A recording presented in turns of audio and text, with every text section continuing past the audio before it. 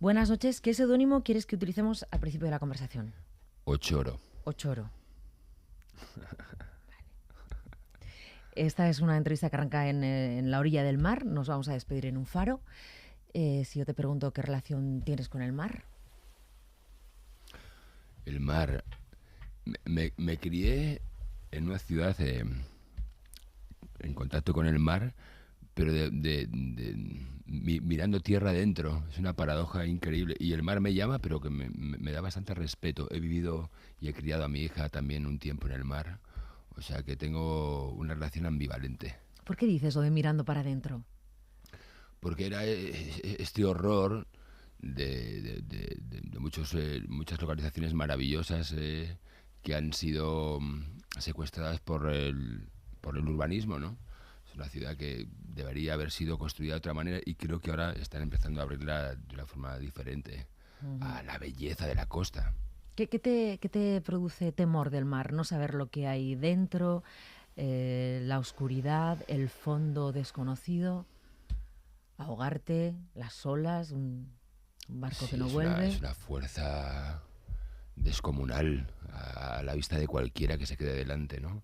Me siento muy pequeñito y ni nada especialmente bien. Me apetece mucho bucear, pero todavía no lo he hecho. Nunca he hecho deportes de mar, pero cuando lo he probado en ir en una barquita me pareció fantástico. O sea, es una cuenta pendiente que tengo. Mm. Voy a repasar algunas imágenes contigo. Esta primera era la del mar. Ahora quiero que me lleves al aula de teatro de los Salesianos y que me digas, cerrando los ojos, cómo estaría Alfonso Sotelo. ¿Cómo estaría? Sí, cómo estaba en aquel momento. Oh, en aquel Dibújame a ese momento. profesor. Bueno, me acuerdo perfectamente del outfit de Alfonso Sotelo el primer día que lo vi. Yo tenía 14 años y apareció con una guayabera o con una camisa hawaiana, con pantalones de pescador, iba con unos mocasines, unas gafas de sol. Y dije, ¿quién es este señor? El aspecto era completamente inaudito para el lugar donde yo estaba. Y muy pronto los hizo un examen donde puso un círculo y no preguntaba nada. Puso una especie como de logo ante el que la mayoría de nosotros escribimos páginas y páginas así en modo errático y era, no, todos suspendidos. Esto significa la aceleración de la historia. El tiempo cada vez es más rápido. Y entonces empezaba a hablar en vez de memorizar y todo ese tipo de sistema pedagógico tan antiguo que todavía seguimos padeciendo, de tener un punto de vista y un sentido crítico y nos abrió 20.000 millones de puertas maravillosas. ¿Era de arte el profesor? ¿De qué daba clase? Él me dio clases de arte, me dio clases de geografía también, historia, sí, humanidades sobre todo, pero la que nos marcó sobremanera arte. ¿Por qué has dicho alguna vez que él te enseñó a soñar? Que él te dio la posibilidad de soñar. ¿Qué te dijo ese profesor como para que incluso recuerdes esa camisa hawaiana que llevaba el día que le viste aparecer? Pues mira, dices eso y me vienen dos frases. Una, cuando le entré por primera vez en las escaleras del colegio, le dije, bueno, yo tenía a lo mejor 14 o 15, sé que tienes una obra de teatro y tal, me gustaría probar, lo que pasa es que estoy haciendo fútbol también. Y dice, pues sigue con el fútbol. Y se fue, no me hizo ni caso, que es algo maravilloso para que uno se ponga en foco, ¿no? Me pareció maravillosa la respuesta y luego recuerdo otro momento en el que me dijo, ¿qué quieres hacer? ¿Qué quieres hacer? Puedes hacerlo, hazlo. Y me lo dijo de una forma que de repente me pareció creíble. Y dije, pues a lo mejor la lío. Claro, yo vengo de una familia... Hazlo. ¿Qué Hazlo, puedes ¿qué hacer? quieres Hazlo. hacer? ¿No? Haz lo que sueñas. Se puede, o por lo menos intentarlo. ¿Tú venías de una familia que nada tenía que ver con la interpretación? Nada, nada. Yo vengo de una familia muy trabajadora, emigrante, eh, que trabaja toda su vida para que sus hijos estudien y se hagan médicos o ¿no? Aquellas carreras que antes eran como memorables, ¿no? Y claro, yo le salí un poco fuera de lo que preveían, ¿no? No había antecedentes. ¿Lo dijiste en casa? ¿Dijiste en casa, me quiero ir a estudiar a Madrid o quiero Sí, ser sí, actor? sí, ¿Esa sí, sí. conversación con tus padres la Sí, recuerdas? sí, sí, sí, sí. Y me tuve que inventar una coartada, empecé estudiando periodismo y arte dramático. Eh, la comunicación me gusta en todos sus frentes, pero Entonces tardé un año en dejar el periodismo y me concentré en el arte dramático. A mi padre le costaba entenderlo, pero luego me dieron siempre mucho apoyo. O sea, con la perspectiva del tiempo, ellos lo sufrieron, pero porque no tenían un marco de referencia, ¿no? Para entender que podía ser aquello. Cuando vienes a Madrid, porque vienes de Pontevedra a Madrid, ¿no? Vine a Madrid, me metí en una pensión aquí en la Gran Vía. O sea, yo venía de este palo. ¿Cuánto dinero traías? O sea, ¿qué traías? Porque no, yo venía con una mano delante, otra detrás. No, ¿O quién no es mi caso. estado trabajando? ¿Cómo es el caso? No es mi caso, no es mi caso. Mis padres trabajaron mucho, en ese momento les iba suficientemente bien como para mandarme a estudiar a Madrid y darme apoyo en todos los estudios. Sí, ellos me dieron apoyo durante todos mis estudios, o sea que no es la típica historia que me tuve que poner a trabajar para pagarme los estudios. Luego sí que he trabajado de todo. Y te vienes aquí a una pensión. Me vine a una pensión. ¿Qué recuerdas de la pensión? Que mi habitación estaba pegada a la máquina del ascensor. Ese ruido de ascensor. ¡Pah! Y que la gente cuando hacía calor en Madrid iba en camisetas de tirantes y como si viniesen de casa. Había muchas cosas que me chocaban, me parecía una ciudad inaudita para alguien que venía casi del pueblo, ¿no? Vale, ahora te voy a llevar a otro lugar que es la Plaza de las Vistillas. Sales de la escuela y vas allí a ver atardecer, esas puestas de sol que tiene Madrid, sales de estudiar. Y dime qué pensabas cuando todo estaba por hacer y veías atardecer desde ese lugar. No me acuerdo qué pensaba. Sí es verdad que las puestas de sol desde la Plaza de Oriente son magníficas, ¿no? Sí. A pesar o gracias a la contaminación, no lo sé, a veces hay momentos de luz increíbles, ¿no? Porque yo estudié en el Teatro de la Ópera los primeros 4 meses. Ahí se abandonó el edificio para remodelarlo, que tardaron muchos años, y luego acabé en un edificio al lado, en la Plaza de Oriente. Y salíamos allí cuando acabamos las clases. Recuerdo que mucha gente decía, esto es el mar de Madrid. Esto es el mar de Madrid. Pero el otro día, hace 2 días, me vino un recuerdo. Estaba en una entrevista, en otra entrevista por la promoción de lo que he sacado ahora, y de repente me vino un recuerdo de ese tiempo, muy específico, que hacía mucho que no me venía. Que habíamos ido unos compañeros de clase a ver una película y alguien nos gustó mucho, no recuerdo quién. Y recuerdo que uno de ellos, que además era listo, dijo, qué maravilla esto, nosotros nunca lo vamos a poder hacer. Ya no está para nosotros. Y recuerdo que me entró una cosa así como profunda, casi como un enfado extraño, y dije, no, me niego. O sea, me niego a dejar de soñar. Sí, me niego a dejar de soñar. Me niego a dejar de soñar. Me niego, no puede ser esto. No, tú no vas a poder salir de este segmento que yo he dicho que es el que te circunscribe nunca. Es imposible. Coñazo, ¿no? ¿Quién te ficha para la Fura dels Baus? ¿Quién te hizo las pruebas? ¿O cómo entras en la Fura? Guau, pues qué historias estás abriendo aquí. Pues recién acabado en la Escuela de Arte Dramático, alguien dice, hay unas pruebas para la Fura dels Baus. Alfonso Sotelo, del que has hablado antes, del primer grupo del que me habló así de forma legendaria fue la Fura dels Baus. O sea, no es que yo tuviese una cultura teatral entonces, pero me había hablado de la Fura y de Leonard Cohen, ¿no? Y la Fura sonaba increíble, una prueba de la Fura. Y yo fui, me hicieron una prueba, me dijeron, ¿quieres hacer más pruebas en Barcelona con nosotros la semana que viene? Bueno, yo fui, en ese momento estaba trabajando de camarero, llegué 3 días antes, no me preguntes por qué, me encontré con uno de ellos, me miró, ¿qué haces aquí? Era alemán. Digo, vengo a la prueba, tío, dentro de 3 días. Dice, me mira y dice, otro Juanito. Juanito fue otro personaje legendario en mi vida. Y me recibieron y estuve durmiendo 3 días allí. Me dejaron dormir allí. Luego vino una chica que hacía las pruebas, me llevó. Bueno, era un momento en el que era todo como de película. Y luego me cogieron y fue un poco como estar en Vietnam. Yo he dicho que con lo de la Fura estuve en Vietnam. Es que lo de la Fura dels Baus, cuando Alfonso Sotelo hablaba así no lo podemos llamar grupo teatral porque es mucho más. La Fura dels Baus hace acrobacia, hace música, lleva al límite al espectador, lleva al límite a los intérpretes de la compañía. Sí, y además no era entrar en cualquier compañía, era algo muy potente. Y ellos jugaban a ir muy de malos por la vida, ellos venían del punk y de hacer pasacalles, entonces iban de malotes.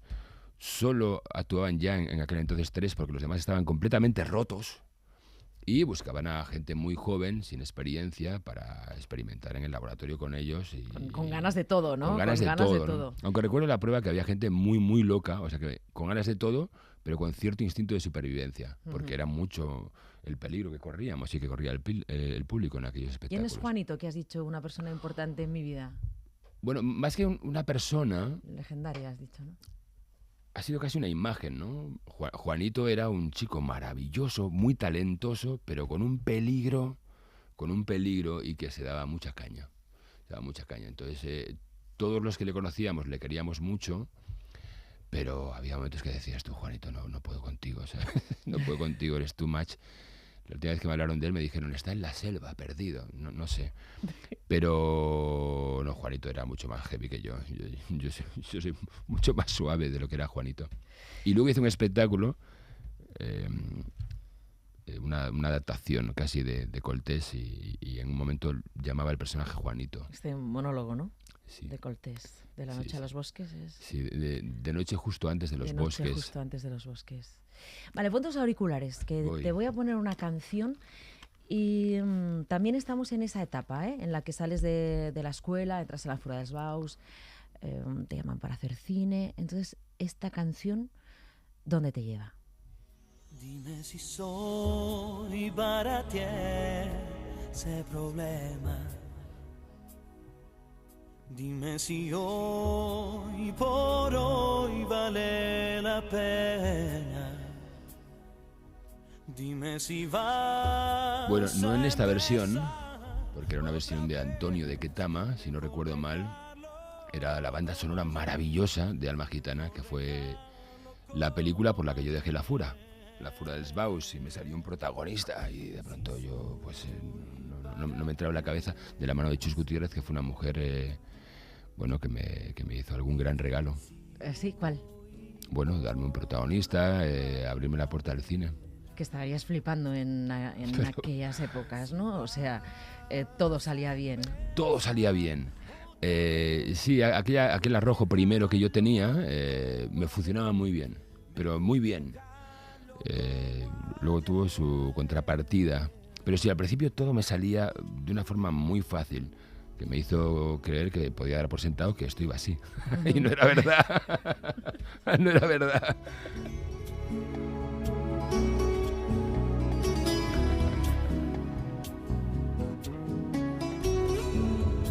Las trayectorias largas de los que venís de Gatopardos, de Invitados al Faro, están llenas de nacimientos y de muertes y de resurrecciones.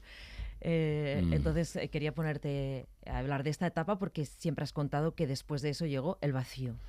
Sí, tardé un rato. 30 y pico, ¿no? Tardé un rato en colapsar. O sea, yo colapsé en cámara lenta y casi a mi pesar. No era capaz de entender qué significaba aquel colapso, perdona. Y cuando acabó de fraguar fue absoluto. O sea, la construcción que era yo se desvaneció entera. ¿Y qué hiciste? Pues... ¿Te fuiste a México? No. ¿Qué hiciste? Ahí acabé en el pueblo de mi padre, la aldea de mi padre. Yo ya era padre, mi niña tenía 4 años, completamente arruinado. Y tenía la sensación de que el tren se me había pasado y que además no tenía ni idea de por dónde tirar. Entonces ahí pensé en alternativas, pero tampoco de una forma muy clara, y preparé un monólogo. Era este del que hablábamos, ¿no? El monólogo de Coltés, que representé y que fue un punto de inflexión, porque yo estaba tan al extremo de mis costuras que el vínculo que establecí con aquel material hizo un transfer tan directo que fue una catarsis absoluta. ¿Qué recuerdas del monólogo? ¿Podrías recordar algo? ¿Del texto? Sí. No, del único texto que me acuerdo es del fragmento de arranque de la adaptación del cuento que hice con Alfonso, en el que yo sentí la vocación, que decía así: en gallego. Eu non teño a culpa de levar esta prove roupa, nin de estar de cote cos brazos abertos como a un papón. Así me fixeron. Verei de cambiar, quero ser amigo de todos. Y entonces aparecía Tristán Ulloa, que estaba en el mismo aula de teatro, y le decía: «Oh, esti pasariño tolo, que brincadela esa». Y él decía: «É que nos antes lampábamos figos a embute, agora estou aquí e non vos atrevedes. Para onde foron os outros merlos? Foron cara a beira do río, vai chamalos, que veñan a Siña, quero falar con Bosco». Y ese era el principio. Solo me acuerdo de eso. Pero yo tengo muy mala memoria. ¿Alguna vez con Tristán Ulloa has vuelto a hacer esto? No, es que con Tristán Ulloa acabo de trabajar por primera vez. Ah, sí.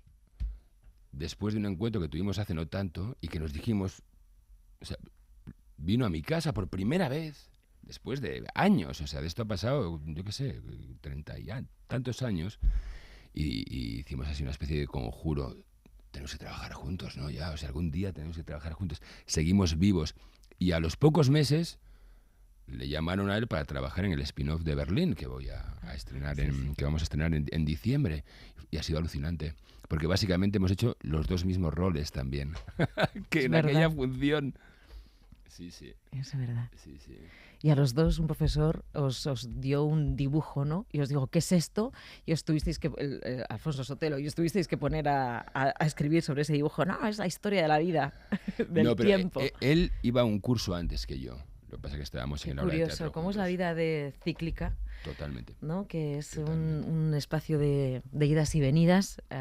Sales de la aldea, vienes a Madrid, vuelves a la aldea de tu padre. Totalmente. La vida es un bucle en el que a veces uno tiene la posibilidad de afinar lo que en la anterior vuelta de la espiral no fue muy afinado, ¿no?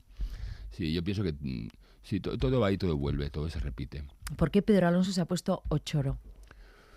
Bueno, pues cuando yo firmé como Pedro Alonso. Como Pedro Alonso, mi primera peli, Alma Gitana, me preguntaban, ¿cómo quieres firmar?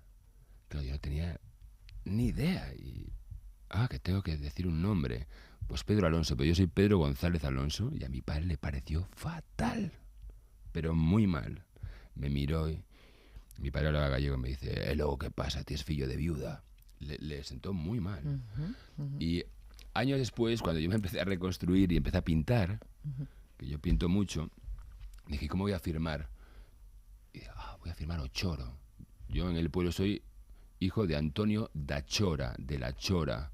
Soy un choriño. Y entonces me pareció que era una forma de restituir el apellido de mi padre, y entonces le puse Ochoro. Mi padre ya estaba un poco malito entonces. Y mi madre, ¿pero tú por qué firmas Ochoro? Porque tú eres Pedro Alonso. Y yo digo, sí, me voy a firmar Ochoro, mamá. Y cuando tu padre supo que ibas a firmar así, que dices que estaba malito, pero fue testigo, que dijo... Mi madre dice, Antonio. Y mi padre lo miraba así. Mi padre era lacónico de la antigua escuela. Una pequeña sonrisa apuntó en la comisura de sus labios. Creo que le gustaba. Sí. Y ahora cuando hago obra propia, firmo Pedro Alonso Ochoro. ¿Por qué es ahí cuando empiezas a pintar, en ese vacío? O sea, en esa vuelta a Sotelo, ¿es cuando empiezas a pintar? Sí, en los 30 y pocos, en esa reconstrucción, de la que al principio no era muy consciente, pero que fue una reconstrucción en toda regla, hay dos cosas que aparecieron para quedarse en mi día a día. La pintura y la meditación. ¿Y cómo aprendes a meditar? ¿Tú pues solo? Con un señor maravilloso. Bueno, yo había hecho tai chi, había picoteado varias disciplinas. Había picoteado. El caso es que cuando estaba en la playa, en este momento en el que yo me retiré un poco, primero me fui a la playa y conocí a un señor que hacía meditación y que hablaba así. O sea, yo soy fatal imitando, no sé por qué estoy haciendo esto, pero hablaba así. Era un hombre de una sabiduría increíble. Era profesor de niños pequeños en Barbate. No sé si vive todavía. Un hombre maravilloso, de pueblo total, y que me dice, ¿te la cuento en un minuto? Sí. Me dice, Pedro, yo tenía 40 años y entonces me hablaron de un señor que venía a París. Y no sé por qué me tocó mucho, un maestro de Oriente que hacía meditación. Y me hablaron y algo me tocó muy profundo.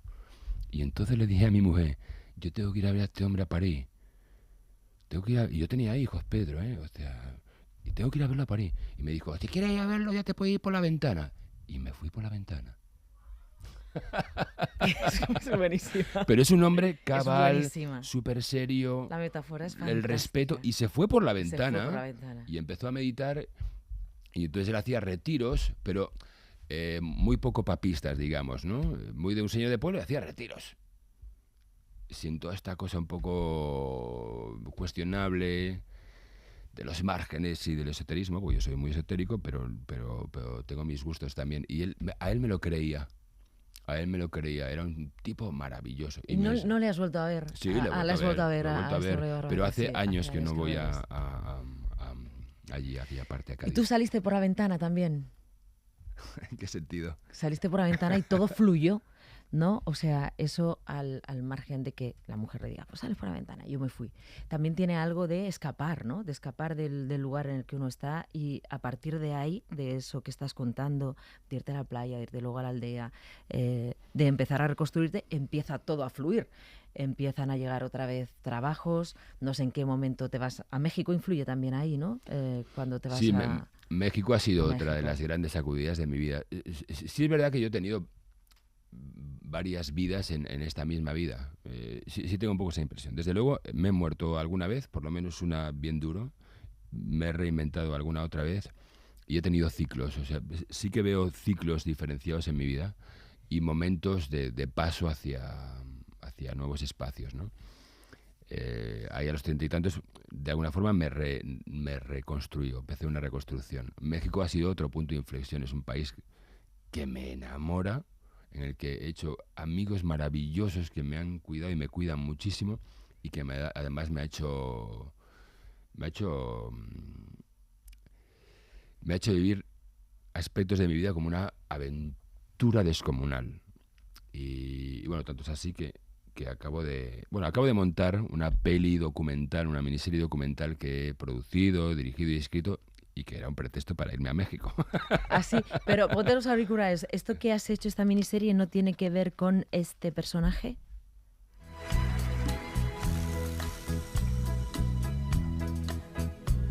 Perdona si te hago llorar. Pero es que amo a este señor.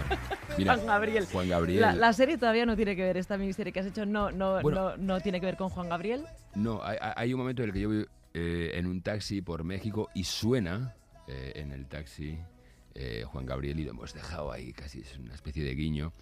A mí Juan Gabriel me entusiasma, o sea, es un personaje que define México tan bien, ¿no? Es como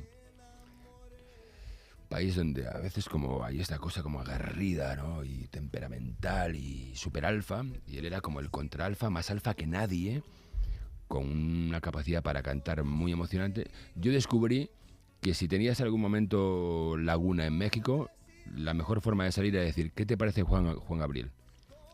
Y entonces pasaban cosas. Todo el mundo tenía un trozo de su ADN configurado por la música de Juan Gabriel, para bien o para mal. Y sí, Juan Gabriel me encanta, sí, me entusiasma. Que tienes tantos proyectos que no sé por cuál empezar. De esta miniserie no tiene nada que ver, la de México no tiene nada que ver con Juan Gabriel ni nada, es una cosa que tú tienes pendiente, que igual alguna vez interpretas a Juan Gabriel, pero este biopic que me has dicho eso, México, no tiene nada que ver con Juan Gabriel. No, Juan Gabriel. Vale, ¿qué supuso para ti? Has hablado de Berlín, del spin-off que estrenaréis en breve, ¿no? Sí. Vale, ¿qué supuso para tu carrera Berlín, el personaje de La Casa de Papel? Bueno, todavía creo que tiene que pasar un tiempo para acabar de ponerlo en perspectiva. Yo me pasé 2 años diciendo, no ha pasado nada, no ha pasado nada. Y un momento que dije, sí, se ha liado una muy gorda. Pues nos ha metido en otra división, en otra liga. Desde el momento presente es innegable que me ha movido el barco. O sea, ha sido un nivel de exposición para el que nadie te prepara, mundial. Entonces, a medida que yo iba viajando por el mundo, o sea, yo me considero un actor de clase media que en algún momento se ha sobrevivido contra todo pronóstico y que ha ido aprendiendo después de equivocarse mucho y de repente, a mi edad ya madura, digamos, de pronto se me abre una puerta con la que no contaba y que sí, ha hecho que pueda acceder al talento de otra manera, que haya viajado muchísimo y que de repente pueda permitirme, porque tengo una cierta estabilidad, por ejemplo, producirme una miniserie documental, ¿no? Decir que no, cosas maravillosas. Más allá de lo que implica ese nivel de popularidad per se, ¿no? Lo que abre una ventana que tiene que ver con cosas que me interesan también, muy ambivalentes, ¿no? O sea, puede haber algo muy bueno como algo muy malo al lado, asociado a ese nivel de exposición. ¿Esperabas que se hiciera un spin-off del personaje de Berlín? Bueno, mira, yo hice 2 temporadas, mi personaje moría. Sí. Hice el luto, me despedí, lo hicimos todo. Desde que estoy muerto no dejan de pasarme cosas, o sea que yo ya no tengo expectativas. O sea, yo no sé lo que es eso. ¿Cuánto hay de ti, o sea, de Pedro Alonso, que has hablado de la meditación, de haber tenido otras vidas, de... entiendo también de otras dimensiones en esta película, Awareness, que tiene un poco también que ver con la psicología, con que la mente mueva cosas? Pues en Awareness, que es una película de ciencia ficción que acabamos de estrenar en Amazon, muy poco, aunque curiosamente se llama Conciencia. En Awareness, si acaso, la razón por la que la hice, porque yo estaba haciendo un retiro en la montaña, retiro asociado a la búsqueda de conciencia, la peli se llamaba Conciencia, me llegó el guión y el prota se llamaba Ian, y mi colega del alma había sido padre, tenía un bebito y se llamaba Ian. Y lo entendí como una señal, dije, esto lo tengo que hacer.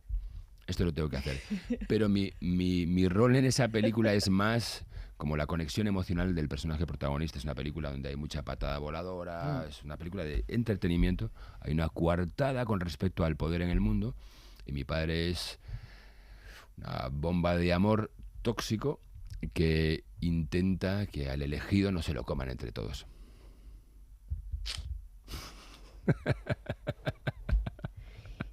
¿Sabes que yo sé? Has hablado de este tipo de barbate, has hablado también de Alfonso, el profesor, hemos hablado. Y hay otra, de Juanito, de Tristán Ulloa. De Tristán Ulloa, qué majo es Tristán Y Ulloa. si digo Nancy, esta Nancy. monja de clausura, Nancy. Nancy, wow, Nancy, te encantaría. Es un personaje bigger than life, ¿no? Pues es una mujer que cuando la conocí, me hablaron de ella en términos absolutamente mitológicos. Yo estaba entrando en el desierto de San Luis Potosí y me dijeron, ¿ves allá aquellas montañas allá en lo alto? Y yo, bueno, malamente, ¿ves aquel puntito? Allí vive Nancy. Era una monja de clausura, probó el peyote y dejó la orden. ¿Quieres ir a conocerla? Yo dije, pero vamos a esta misma tarde. Pero aquello era una leyenda. Pero sí es verdad que es lo más parecido que te puedas imaginar a San Francisco de Asís. Ah, sí. Pero con zapatillas de deportes y una fuerza en la naturaleza, que vive en un lugar donde nieva, llueve, el tiempo meteorológico cambia en 3 segundos, un sitio que acabaría con la mayor parte del género humano en muy poco tiempo. O sea, es una mujer muy brava, pero una mujer sintiente, con una energía muy poco frecuente, muy impresionante, una mujer muy impresionante. ¿Es ella la que te regaló ese amuletito? Sí, me regaló unos cuernos de... Te voy a regalar unos cuernos de venado, Pedro, que tenía allí varios en la montaña. Y entonces lo tengo casi como una especie de fetiche en mi altarcito de cosas. Y también tus dibujos. Tus ¿qué? dibujitos los tienes también, las que le llevas estampitas a los rodajes. Sí, es que en todo ese proceso de reconstrucción, la pintura fue pillando más y más presencia, dicho desde el momento presente, porque yo estaba buscando de alguna forma vías para parar la cabeza, ¿no? La meditación al final es parar la cabeza, toda esta disociación en la que estamos, la pintura también. Entonces yo no pinto para ilustrar los personajes, pinto como por asociación. De alguna forma voy forrando el lugar donde trabajo. Hay un momento en el que, pues en vez de tener esto, ya tendríamos la energía del personaje, y hay un momento en que ya no pienso, ni veo las letras. Y entonces ahí las cosas se pueden empezar a poner interesantes, porque ya entro como en esa longitud de onda. Y de vez en cuando, como me he dado cuenta que soy un poco fetichista, pues me llevo las pinturillas y las pongo por el set así disimuladamente, para que no me miren como si fuese un friki total. Y Pedro Alonso, o mejor, Ochoro, ¿qué ha pintado? Lo último que has pintado, ¿qué ha sido? Pues estoy un poco desquiciado. He pintado unos dibujitos muy pequeñitos, porque montando no tenía vida. O sea, hemos trabajado mucho. había acabado Berlín, tenía una fecha en la que tenía que tener el montaje. Entonces, después de meditar, cuando estaba ahí reescribiendo y tal, me hacía unas pequeñas meditaciones, o sea, medito y a veces hago así como pequeñas extracciones con lo que tengo, tinta china, y en este caso, las últimas con rotuladores que me había regalado mi hija, por desquicio. O sea, es que si no pinto algo, es como que me va peor. Pero tengo ganas de tener un rato para volver a pintar un poquito más. Sí pinto muy declaradamente cuando estoy preparando un personaje. Ahí sí que pinto a lo loco. Vale. ¿Cuándo estrenas la miniserie de la que has hablado desde el principio? Una buena pregunta. Ahora estamos dándole vueltas a cuál es la mejor manera de distribuir algo tan particular como lo que hemos hecho. Entonces, todavía no lo sé, pero me gustaría que fuese la primavera del año que viene. ¿Pero se puede decir el título? Sí, O de qué En la va? nave del encanto. En la nave del encanto. En la nave del encanto. Y puedo decirte de qué va. Sí, sí, cuenta. Aunque a veces lo digo y a veces no lo digo, pero Bueno, a ti te lo voy a decir. Gracias. ¿Cómo no te lo voy a decir? Pues es una versión de la Odisea de Ulises, en primera persona, escrita por mí a propósito de uno de mis viajes por Latinoamérica, la búsqueda de experiencias ancestrales en ámbitos indígenas. O sea que tiene sobre todo la vertiente esa de la iniciación y el aprendizaje espiritual en esos contextos. O sea, hay algo muy metafísico, pero luego es una de piratas, porque es una road movie por México. Y entonces yo sabía que en ese viaje, hablando y trabajando lo que estábamos hablando y trabajando, iban a pasar 20.000 cosas. O sea que ese viaje hacia adentro lo íbamos desarrollando en un marco incomparable y eso iba a ir permeando la película. O sea que es un poco pirata y metafísica a la vez. Sí, hombre, la Odisea, o sea, está bien que sea la Odisea de Ulises, que tiene tantos temas, o sea, que, Sí. verdaderamente salieron por primera vez en la literatura temas que tienen que ver con el ser humano. La nostalgia, marcharse, la relación también con el padre, o sea, sale todo en la Odisea de Ulises. No sé si todo eso sale también en la nave del encanto. Bueno, hay varias de esas cosas, pero al final... Y la aventura, obviamente. Sí, la imagen la utilizamos porque al final yo pienso que Ulises se iba para volver a casa. Pero claro, la casa era algo más grande que la casa. La casa es ese lugar en el que uno de repente es el que es, ¿no? Sí, sí. O sea que todo lo de encontrarse con criaturas fantásticas es para hacer un viaje hacia adentro. Hacia ¿no? adentro, sí, sí, sí. Bueno, Pedro Alonso, te quiero llevar a un faro para despedirnos. Siempre os pido que me digáis con quién os gustaría estar, solos, acompañados, con gente viva, que no está viva, o sea, imaginación al poder. ¿Y qué música estaría sonando en ese faro? Pues mira, te voy a hacer caso en parte, si me permites, porque has dicho lo de Soutelo. Bueno, como me has abierto varios melones de la memoria, te voy a contar algo que me pasó con un faro. Yo vivía en la playa cuando conocí a Jesús, el hombre de la meditación, criando a mi hija en ese momento donde todo empezó como a colapsar, aunque el sitio era muy guapo y había un faro. Yo tenía un perrito, solo tenía un perro y me lo mató un coche y me dio una pena descomunal. Entonces, cuando yo colapsé, el colmo fue que además un perro atropelló al coche. O sea, fue la cadena de los horrores. Y yo estaba en aquella aldea, había pasado el verano y llegó el frío invierno y yo estaba destruido, vitalmente. Y mi perro había muerto. Y entonces me quedé dormido en el sofá del pueblo y estaba la televisión encendida y de pronto digo, wow, ¿pero qué programa es este? Y había un programa sobre el lugar en el que yo había vivido como momento dorado con mi perro junto al faro y estaba mirando y digo, pero si es el faro. Y de pronto pasa mi perro, porque mi perro hacía lo que le daba la gana, iba a las playas, la gente lo conocía, todo el mundo le llamaba Coco y de repente el perro, te lo juro, pasó por delante de cámara y digo, pero si es Coco. Mira cámara y siguió. Y fue uno de los momentos más absolutamente demencialmente surrealistas de mi vida. Y mágicos. Y mágicos, porque yo entendí, ok, no sé lo que significa esto, pero en este momento creo que estoy hundido, de repente esto es un golpe de magia inusitado, ¿no? Total. Pues eso es lo que me ha venido a la cabeza. Pues nada, me llevaría a la gente que quiero, ¿no? Y escucharíamos música caribeña. ¿Alguna en especial? Alguna de Caetano Veloso, ¿no? O de Salvador Sobral, que le da mucho, con muy buen gusto, la música caribeña. Sí, uno de estos. Un pájaro cantor. Pedro Alonso, qué relato tan hermoso desde que hemos arrancado de la orilla al faro. Qué de personajes, qué de historias dentro de tu historia. Qué bonito lo de que Coco estuviera pasando por delante de la cámara el día que había un cámara rodando en el faro y que tú te despertaras en ese sofá cuando el perro había sido atropellado y te mirara de alguna manera, no sé si a modo de despedida lo entenderías, Sí. Pero que volvieras a ver a Coco sano, ¿no? Visto desde hoy, era todo está bien. Todo está bien. Pero en aquel momento me costaba entenderlo. Pero visto desde hoy era todo está bien, tú no te preocupes, todo está bien. Ven más veces. Además con esa voz tan radiofónica que tienes. Gracias, muchísimas gracias. Es un gusto desde luego estar contigo. Ha sido un placer. Buenas noches. Muy buenas noches. Inferno que promete acalmar em brasa na espera.